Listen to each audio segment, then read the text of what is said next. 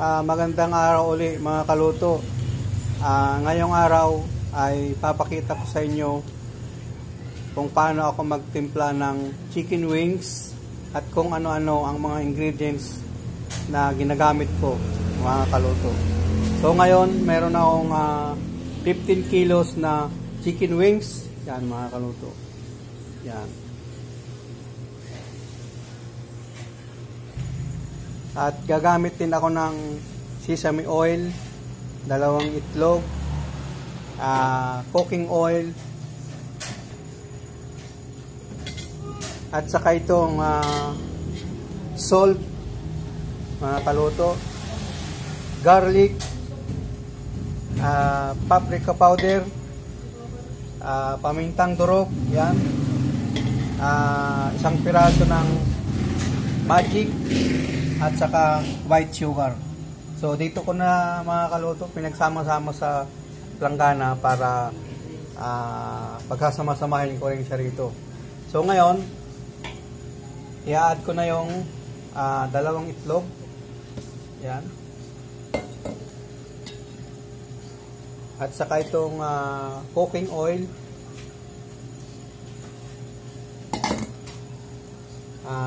sesame oil, yan.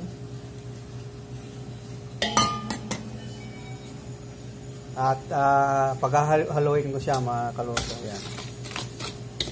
Para paglagay mo ng wings ay magkakasama nila. So yan mga kaluto.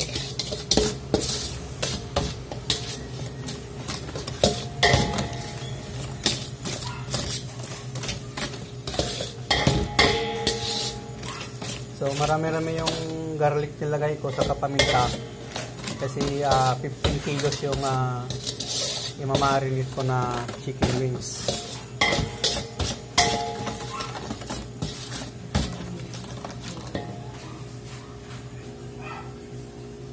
So ayan mga kaluto, halos naging liquid na siya. Yan. So ngayon ilalagay ko na yung chicken wings.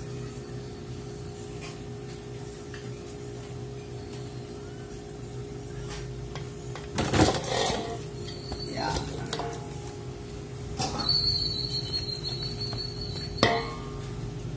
So, ayan mga kaluto, haluin ko na siya.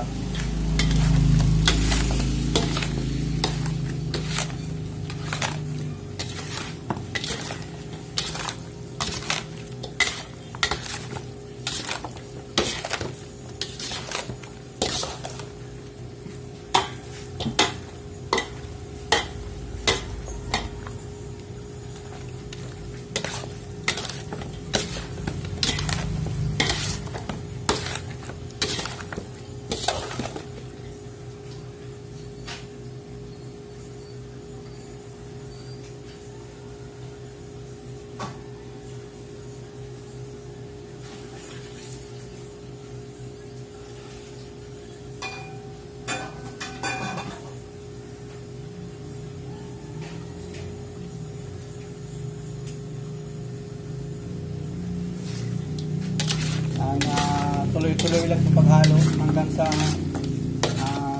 ma-mix lahat ng wings ng ingredients.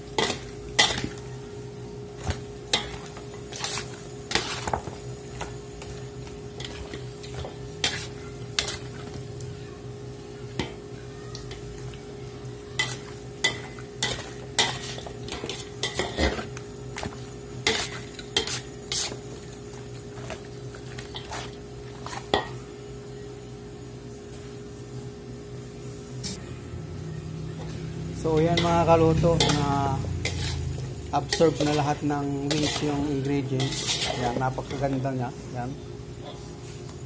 Yan mga kaluto. Yan.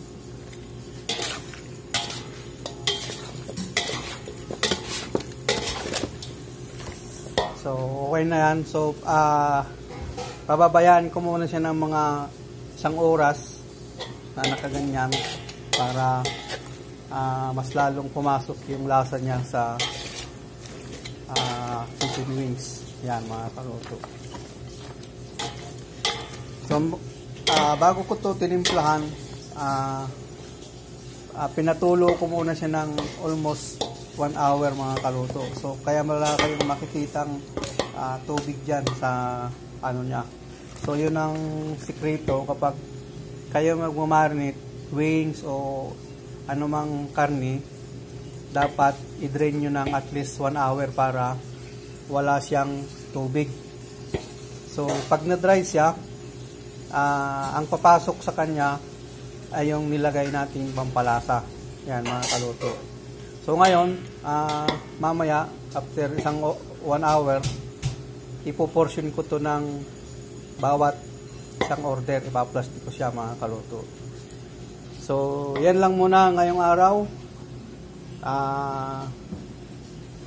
Sana lagi niyong suportahan ang aking ina-upload na video sa aking channel. At sana suportahan nyo rin po na maabot ko yung oras para ma-monetize din ang aking channel. Maraming salamat po.